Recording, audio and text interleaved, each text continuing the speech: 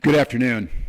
Today I'm joined by Attorney General Ellison, Public Safety Commissioner Bob Jacobson, Minnesota Department of Corrections Commissioner Paul Snell. Thanks everybody for joining us again. We're now about 24 hours from the killing of Alex, and during that time of everything that's happened, I hope everyone's taking away a picture of a life of generosity, service-oriented, and his life's coming into clear focus. I had the privilege of talking with Michael and Susan, Alex's parents, yesterday, and the heartache in the hours after your son's murdered in front of the world is one thing, but what stood out to me was a parent's desire and their passion to make sure that the story of Alex was told. Someone who went to work to care for veterans, someone who was a valued coworker, someone who relished and lived in this state in a big way, whether it was outdoor activities or being down there on the street as a First Amendment witness to what ICE is doing to this state. So once again, to Michael and Susan, when I talk to these parents, it's always in deep confidential conversation. In this one, though, Michael was very clear to me. He said, don't let them forget Alex's story. The world knows how he died. He died at the hands of ICE agents on the streets of Minneapolis. They want us to make sure we said how he lived. So to Michael and Susan, our deepest sympathies, but you have my commitment to continue to tell that story. So now we've got two Minnesotans dead. We didn't had time to start telling Renee's story of a poet and a mother and a bright spirit, and now we're telling Alex's story. So my question is, what's the plan, Donald Trump? What is the plan? What do we need to do to get these federal agents out of our state? You thought fear, violence, and chaos is what you wanted from us, and you clearly underestimated the people of this state and nation. We are tired, but we're resolved. We're peaceful, but we'll never forget. We're angry, but we won't give up hope. And above all else, we are clearly unified. If it was the intention of Donald Trump to make an example of Minnesota, then I'm damn proud of the example that the world's seeing. We believe in law and order in this state. We believe in peace. And we believe that Donald Trump needs to pull these 3,000 untrained agents out of Minnesota before they kill another person. And we're up here telling another story of a Minnesotan just trying to live their life without the interference. To Americans who are watching this right now, and I don't know, maybe you're watching it with curiosity, bewilderment, horror, scorn, or sympathy. I've got a question for all of you. What side do you want to be on? The side of an all-powerful federal government that can kill, injure, menace, and kidnap its citizens off the streets? Or on the side of a nurse at the VA hospital who died bearing witness to such government? Or the side of a mother whose last words were, "I'm not mad at you"? The side of tens of thousands of peaceful citizens who showed up to march when the wind chill was 40 below because they love this state and they love this country. You're allowed to decide at any point that you're not with this anymore. If you voted for this administration, heck, even if you thought Operation Metro Surge was a good idea, sounded like the thing to do a month ago, you're still allowed to look at what's happening here in Minnesota and say, this isn't what I voted for and this isn't what I want. I ask you not to stand by idly. Speak out, share what you're seeing, and urge others to put politics aside. We're no longer having a political debate, we're having a moral debate. We all want secure borders and immigration enforcement that prioritizes criminals. And I want to thank the press, especially the local press, who has done a deep dive to show that's exactly what Minnesota does. But what you're seeing is not common sense, lawful, or humane enforcement. That's not what this occupation is about.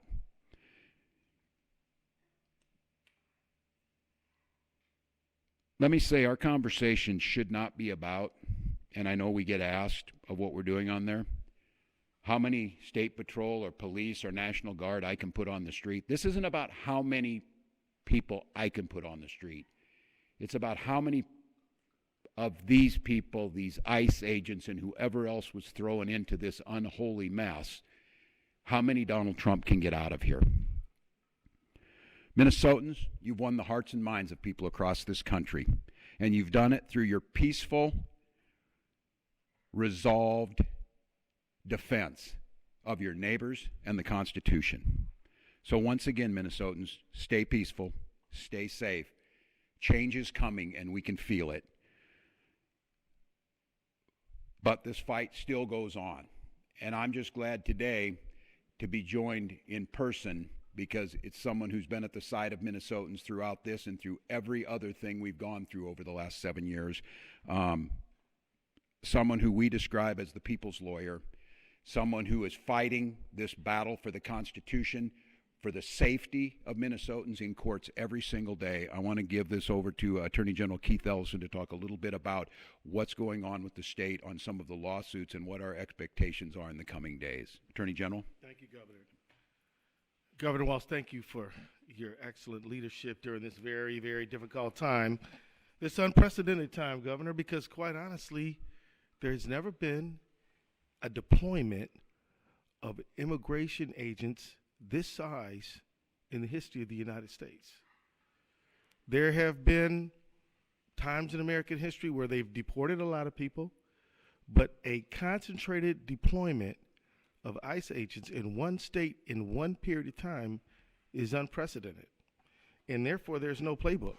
And therefore, nobody knows exactly how to deal with this situation, but it is unique and particularly puzzling, given that Minnesota does not have the highest immigration in the United States, given that Minnesota has a very, very professional community of law enforcement professionals who are taking care of the safety of our state, given the fact that the Department of Corrections, pursuant to state law, hands over people who ICE is looking for and they have proper paperwork for.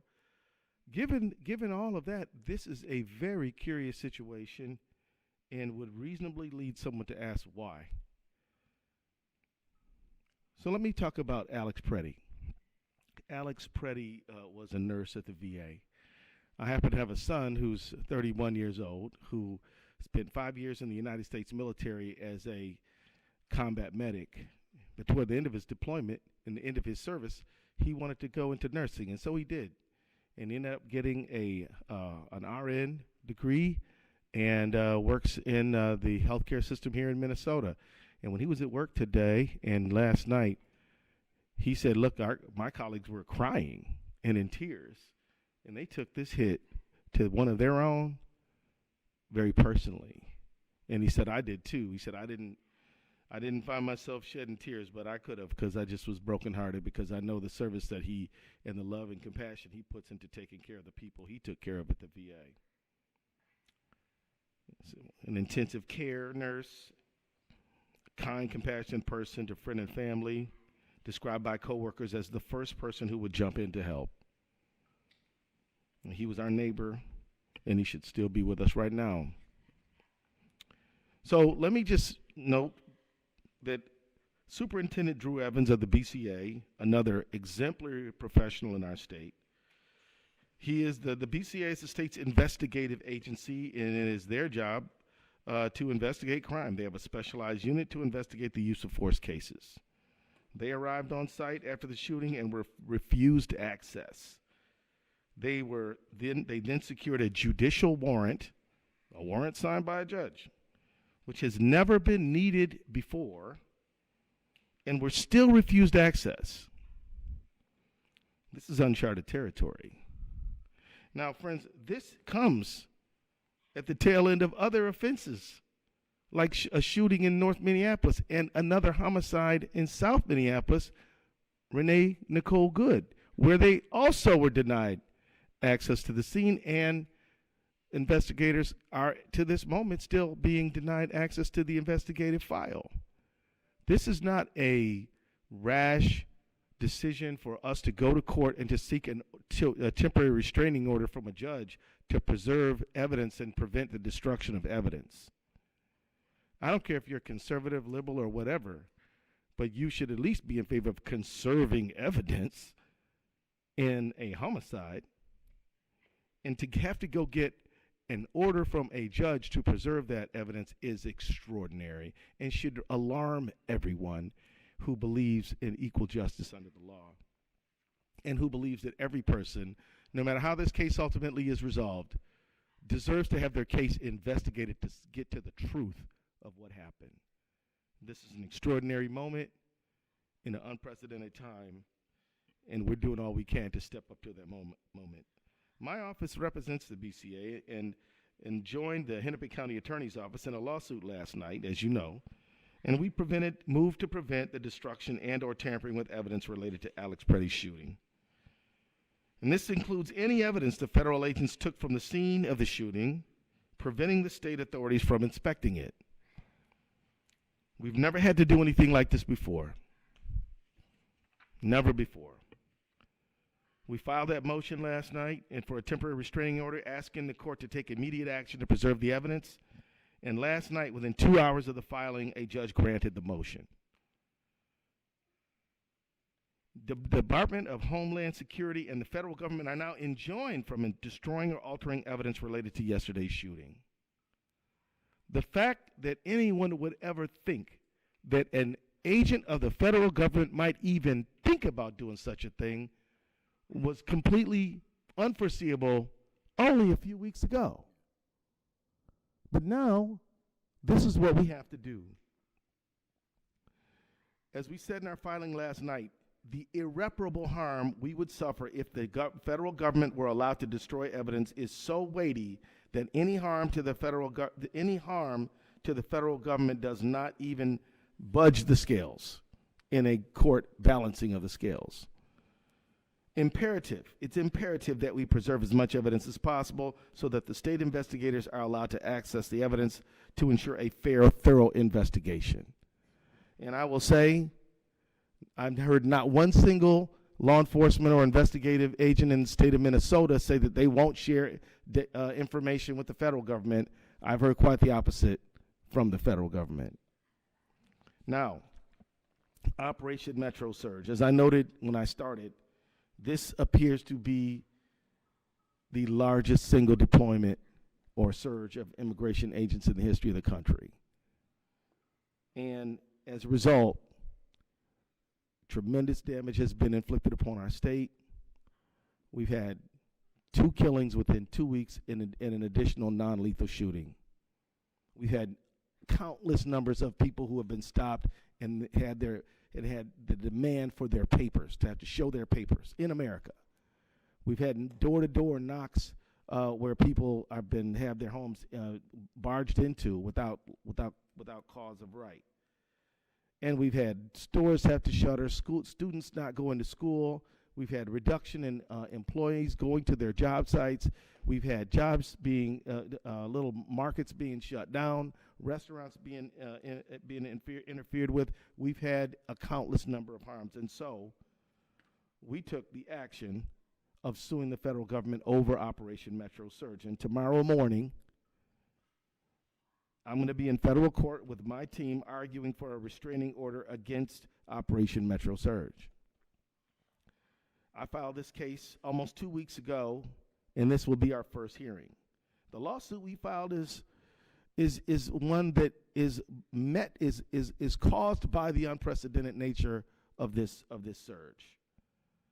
It is a novel abuse of the Constitution that we're looking at right now. No one can remember a time when we've seen something like this, when a state can marshal facts to show that our targeting is not based on excessive amounts of undocumented immigrants or anything like that, but we're targeted because of politics, which violates our First Amendment rights. The 10th Amendment, which we are entitled as a state to equal sovereignty, and we have been denied that. The federal government is literally commandeering and coercing the state of Minnesota to bend to its will, which is the prerogative of the people of the state of Minnesota. Let me remind everybody, let me take everybody back to 8th grade civics. The states predate the United States and came into the Union preserving their rights as states to be the states that the citizens of those states want them to be within a constitutional framework. It is at the fundamental, it is in the DNA of American history that the federal government cannot trample over the prerogatives of the state. And that is exactly what is happening here, and that is exactly why we're going to court. This surge has drained local law enforcement time and resources. Jacob Fry, if he were here, could tell you that they've spent north of $2 million on overtime responding to ICE. They've damaged our economy, hurt our education system, and terrorized community members. And it must stop, and tomorrow is a big step in that direction. Now, as I noted a moment ago, people will ask, well, why Minnesota? I'll say this. Minnesota is dealing with targeted oppression from the federal government because of who we are and who we value. Minnesota is a place where we welcome the stranger. We have a number of nonprofits that focus on refugee resettlement in Minnesota. Minnesota is a place where we take care of the vulnerable among us. We're a state that just passed paid family leave. We're a state that believes in feeding our kids who are in school, and we're a state that believes that Minnesota is a great place to live for everyone, no matter where you were born. Of course, we obey all laws, but we still believe that immigration is not a sin. They're coming after our state, in my view, because of what we stand for, because we voted 3 times in favor of somebody not Donald Trump, which he has publicly said he resents deeply and believes is not even true. I can tell you it's not about fraud. Because if he sent people who understand forensic accounting, we'd be having a different conversation. But he's sending armed, masked men. This is a pretext, and it's not supported by the facts at all, which has brought us to court challenging the justification that the president has offered. For those watching around the country, I would submit to you that just as Portland and Chicago and LA were precursors to Minneapolis, Minneapolis is a precursor to a whole lot of other places that they have their eye on right here, right now, including Maine and several other states. If we don't stop this behavior here, it will only expand, and it won't be good for anyone in our country.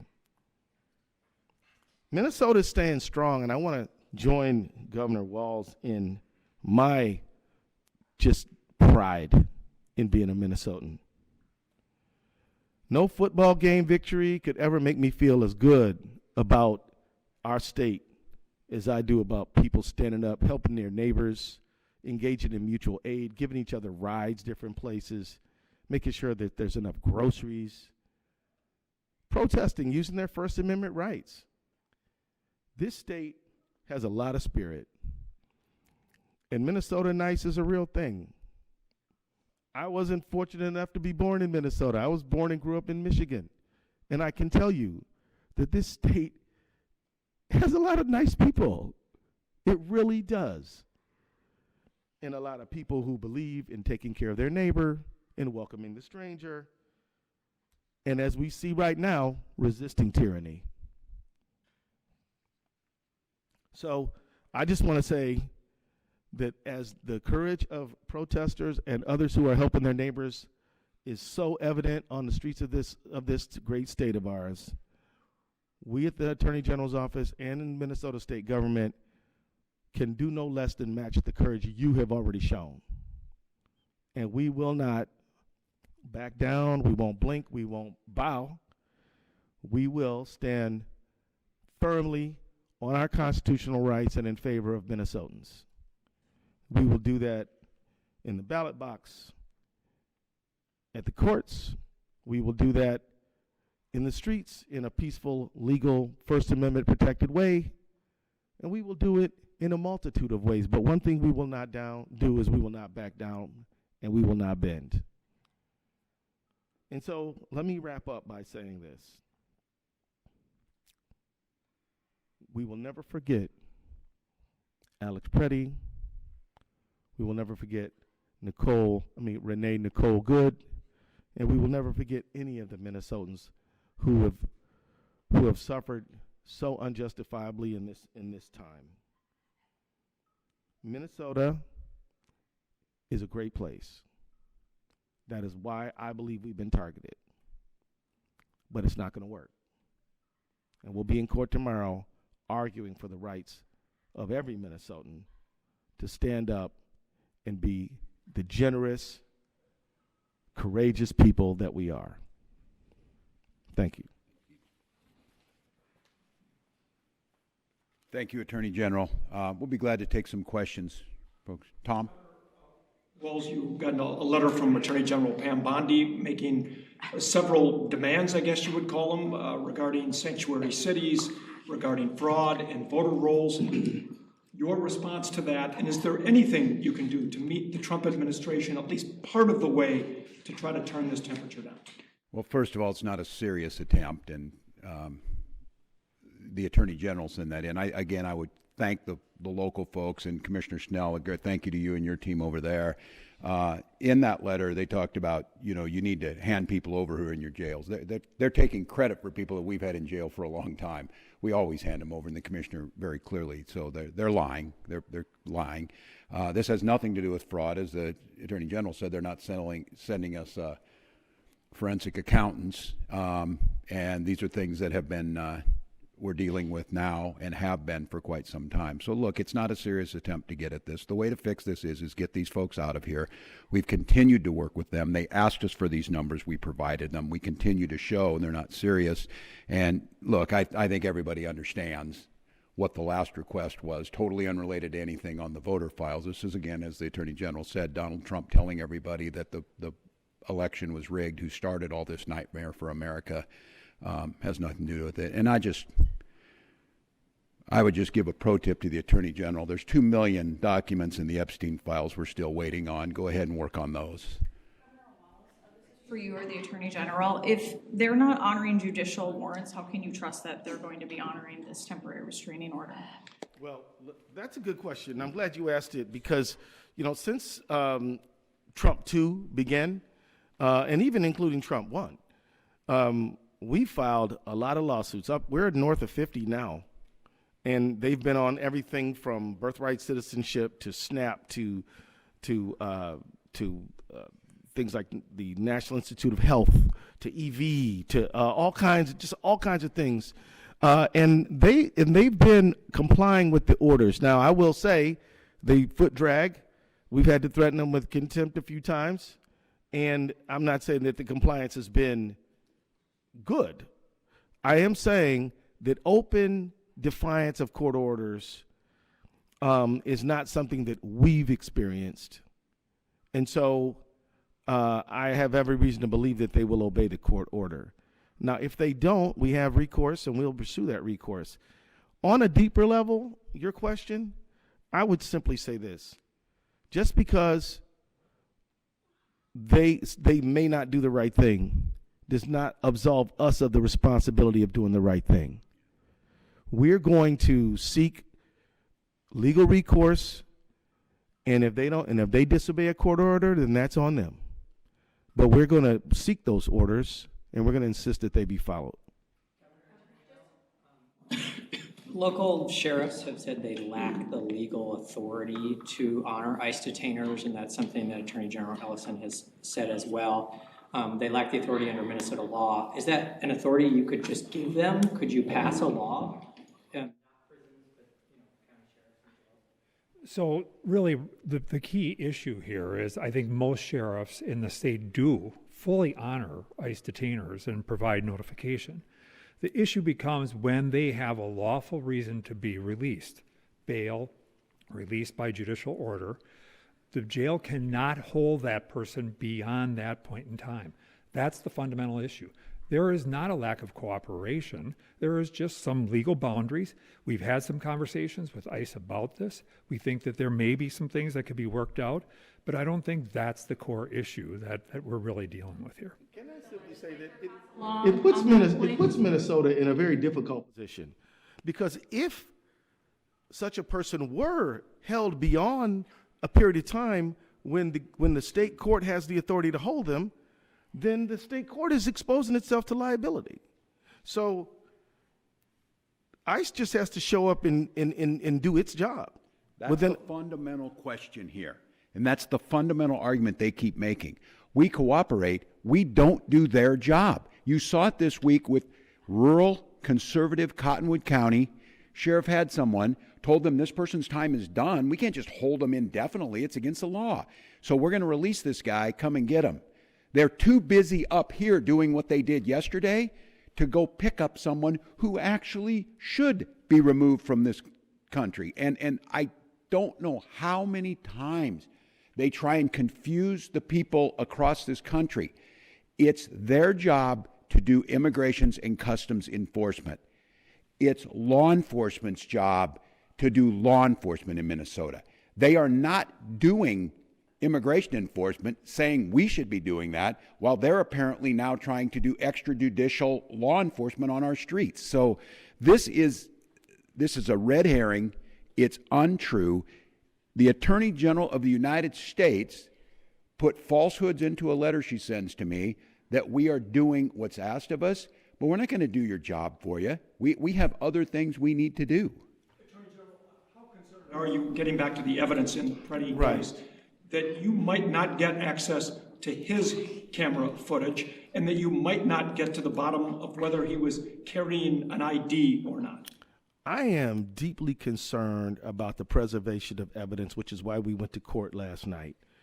But I have faith in Judge Tonsru's order that it will be followed, and I can tell you that Minnesota officials are going to do everything we can to get to the truth.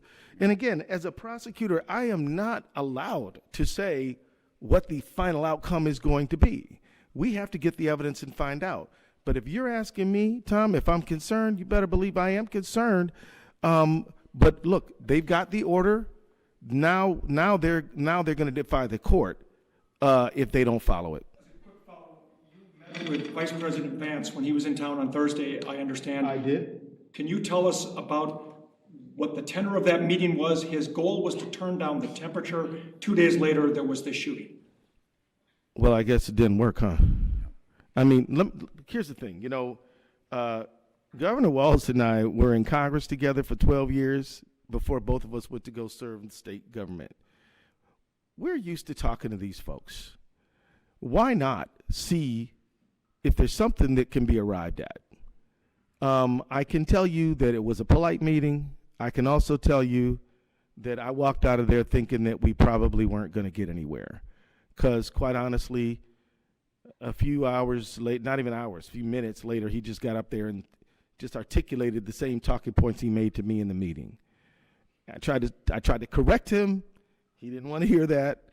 And so I'm like, well, welcome to Minnesota. Thank you very much. You both of us have things to do. So see you later. And I left. It was a cordial enough, but it was not fruitful. But look, I just think that, and I'm sure the governor agrees, if you can try to talk to somebody sensibly, we do.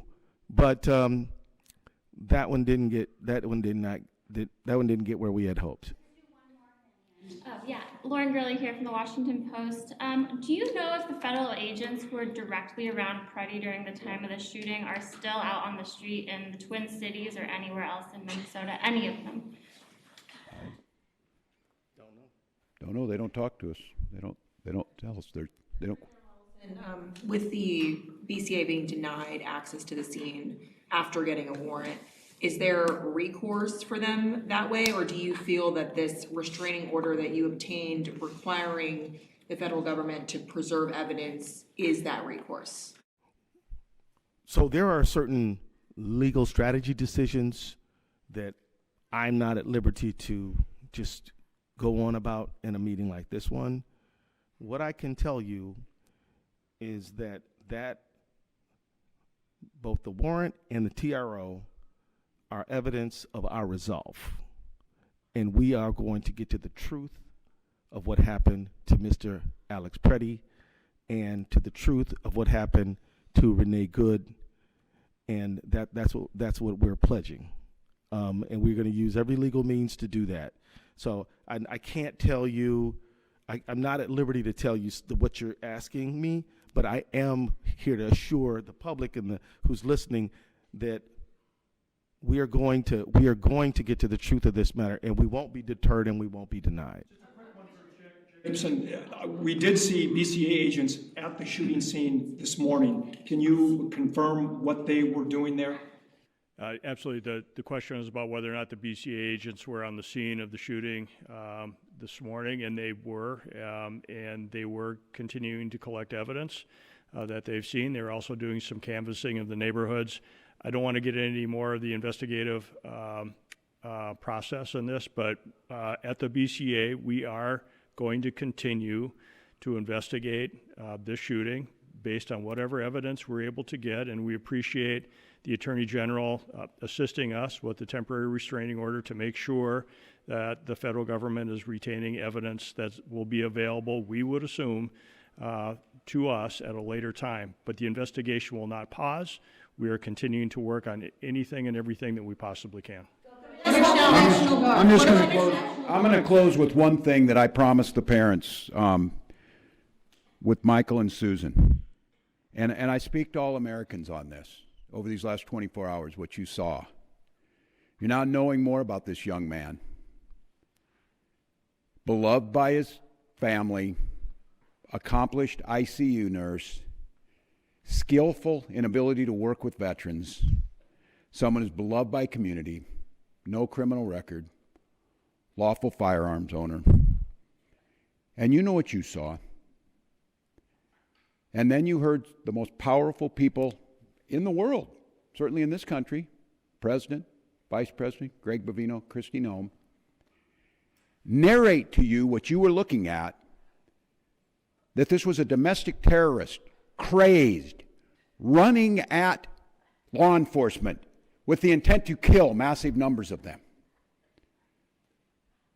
sullying his name within minutes of this event happening, and then closing the crime scene, sweeping away the evidence, defying a court order, and not allowing anyone to look at it.